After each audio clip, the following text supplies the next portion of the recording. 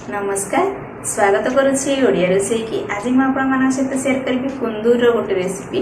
कुंदूर तो आप विभिन्न प्रकार रेसिपी प्रस्तुत करुवे। आशा करुच्ची आज रेसिपी आपको नुआ लगे देखी नियंतु वीडियोटी आपमि लगुच निश्चित कमेंट सेक्शन में कमेंट कर तो जनइबे। आदि आम चैनल आप नुआ एवं सब्सक्राइब करना जल्दी जल्दी सब्सक्राइब कर बेल आइकन को प्रेस कर ऑल बटन में क्लिक कर दिंतु।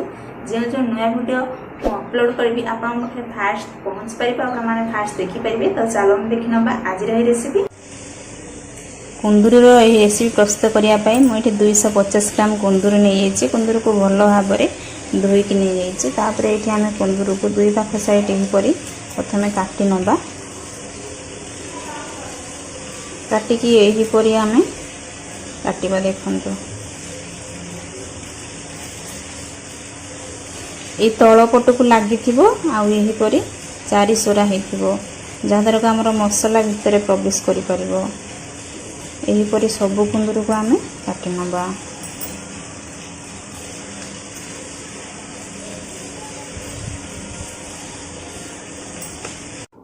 एबे यहीपरी कुंदूर को चारि सोरा करी काटी नहींचे।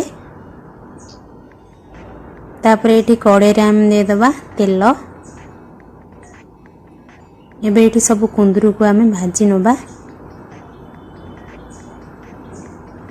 अल्प लुण आउ हलदी गुंड देदबा।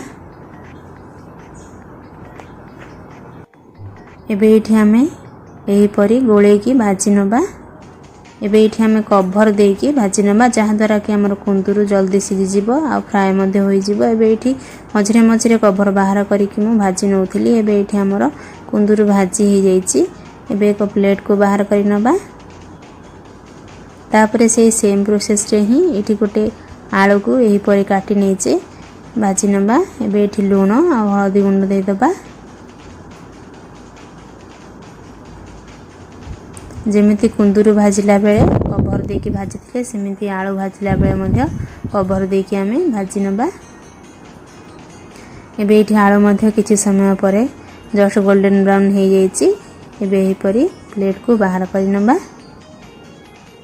तापरे से सेम कड़े ही आ अल्प तेल देदबा। एबे ये जीरा देदेले। तापरे ये जीरा फुटी गला परे ये आम दुईटा पियाज को यहीपरी लंबा लंबा साइज रे काटी नहींचे।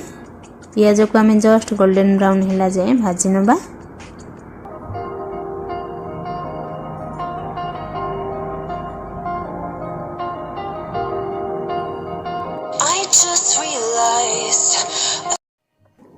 एबे ये पियाज जस्ट गोल्डन ब्राउन हो जाइए। एबे ये गोटे चम्मच अदा रसुण को मुझे छेची नहीं देदेली। आप चाहिए अदा रसुण पेस्ट दे पारे।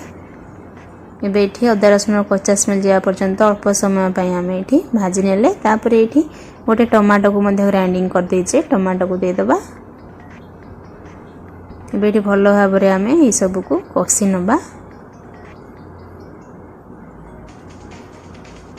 एबे ये आम हलदी गुंड देदेले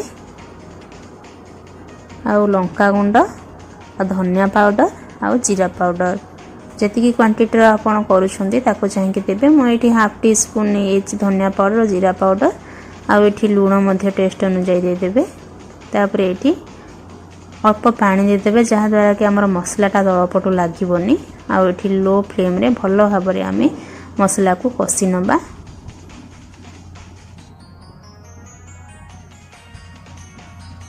एबे ये मसला को कषि सारा पर देदबा अल्प किछि भृषंग पत्र। तापर ये हाफ टी स्पून गरम मसला और चटपटा टेस्ट पाई हाफ टी स्पून चाट मसला देदेले। तापर ये भाजी की रखी कुंदूर आउ आलू को देदेले। एबे ये आम गोटे मिनिट यहीपरी कभर न देकी कुक करी नवा।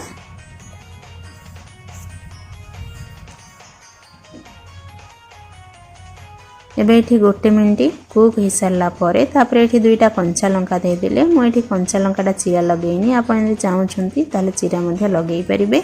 तापर ये गोटे कप पानी देदेले। आमको यही रेसिपी रे अधिक झोल रखिबार नाई टिके जुकुजुकिया टाइप रे से मुझे अधिक पानी देनी। एबे ये आम कभर करके 5 ରୁ 7 minute low to medium flame रे कुक करी नबा। एबे ये 7 मिनिट समय हो गला पर कभर बाहर कर नहीं देखु ये आमर कुंदूर यह सुंदर रेसिपी रेडी हो जाइए। तो चलतु सर्व करवा। एबे आमर गरमा गरम रेडी हो जाइए कुंदूर न्यू रेसिपी। आपण प्रोसेस रे थरे ट्राए करंतु केमिति लागिला निश्चित कमेंट सेक्शन में कमेंट करी जणाइबे।